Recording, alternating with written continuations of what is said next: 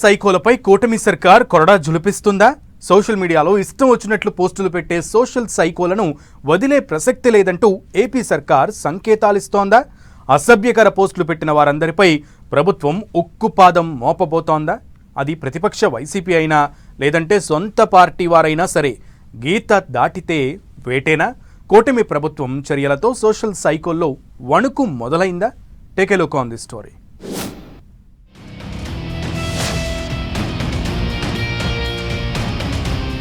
Social మీడియాలో మహిళలపై అసభ్యకర పోస్టులు పెట్టే వారిపై కూటమి ప్రభుత్వం ఉక్కుపాదం మోపుతోంది.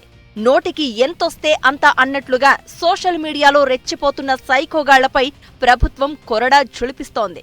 అలాంటి వారిని వదిలిపెట్టే ప్రసక్తే లేదంటూ వారిని అరెస్ట్ చేస్తూ జైలుకు పంపిస్తోంది. ప్రతిపక్ష పార్టీనే కాదు, సొంత పార్టీ వారైనా సరే తాట తీస్తామంటూ అగ్గిమీద గుగ్గిలమవుతోంది.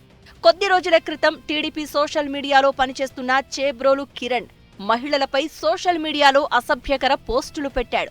దీంతో టీడీపీ అధిష్టానం ఫుల్ సీరియస్ అయిందట. ప్రతిపక్ష సభ్యులైనా సొంత పార్టీ వాళ్లైనా సరే సోషల్ మీడియాలో మహిళలపై అసభ్యకర పోస్టులు పెడితే ఊరుకునే ప్రసక్తే లేదంటూ ఆగ్రహం వ్యక్తం చేస్తోంది. మహిళలపై ఇష్టారాజ్యంగా పోస్టులు పెట్టిన టీడీపీ సోషల్ మీడియా కార్యకర్త కిరణ్ ను పోస్టులు పెట్టిన 24 గంటల్లోనే అరెస్టు చేసి జైలుకు పంపింది. కిరణ్ అరెస్టుతో సోషల్ సైకోల వెన్నులో ఒక్కసారిగా వణుకు మొదలైందట. గతంలో వైసీపీ అభ్యంతరకర వ్యాఖ్యలపై చర్యలు లేకపోయిన నేపథ్యంలో ప్రస్తుతం కూటమి ప్రభుత్వం స్పష్టమైన సంకేతాలు పంపుతోంది.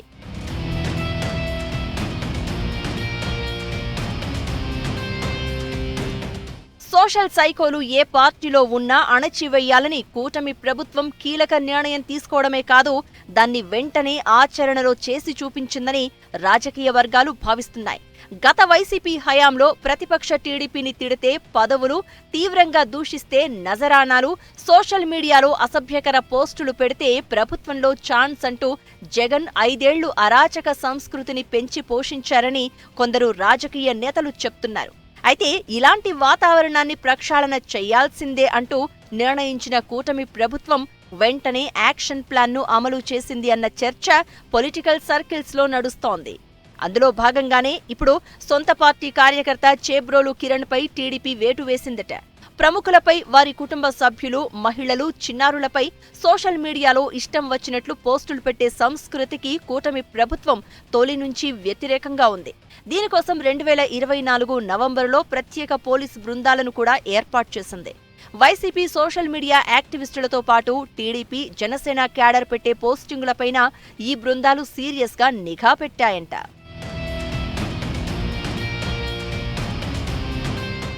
ప్రత్యర్థి పార్టీ నేతలపై దాడులకు తెగబడిన వారికి, అసభ్యకరమైన రీతిలో దూషణలు చేసిన వారికి గత వైసీపీ ప్రభుత్వం పెద్దపీట వేసిందన్న చర్చ రాజకీయ వర్గాల్లో సాగింది. 2017లో వైసీపీ ప్లీనరీ సభలో కొందరు వైసీపీ సీనియర్ నేతలు టీడీపీ అధినేత చంద్రబాబుపై ఇష్టం వచ్చినట్లు విద్వేషపూరిత ప్రసంగాలు చేశారు అనే టాక్ నడిచింది.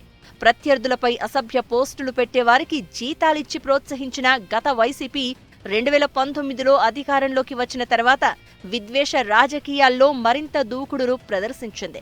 చంద్రబాబును అసభ్య పదజాలంతో దూషించిన కొందరు నేతలకు మంత్రి పదవులు సైతం దక్కాయట. వైసీపీ హయాంలో అప్పటి సోషల్ మీడియా యాక్టివిస్టులైన వర్ర రవీంద్రారెడ్డి, ఇప్పాల రవీంద్రారెడ్డి, పంచ్ ప్రభాకర్ వంటి వారి ద్వారా టీడీపీ నేతలు వారి కుటుంబ సభ్యులపై జుగుప్సాకర రీతిలో పోస్టులు పెట్టించేవారట. అయితే ఇలాంటి సంస్కృతికి చెక్ పెట్టాలని నిర్ణయించిన సీఎం చంద్రబాబు అలాంటి వారిపై తాట తీస్తామంటూ హెచ్చరికలు జారీ చేస్తున్నారు.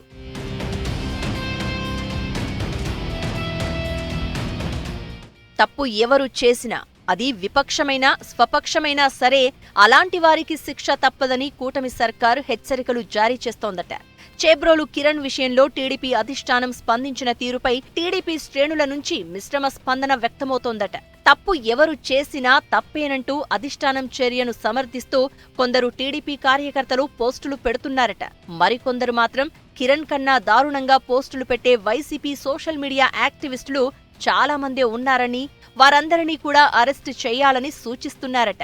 అయితే సోషల్ మీడియాలో ఇష్టం వచ్చినట్లు పోస్టులు పెడితే మాత్రం రాబోయే రోజుల్లో మరిన్ని అరెస్టులు తప్పవనే సంకేతాలను కిరణ్ అరెస్టు ద్వారా ఇచ్చిందని రాజకీయ వర్గాల్లో చర్చ జరుగుతోంది.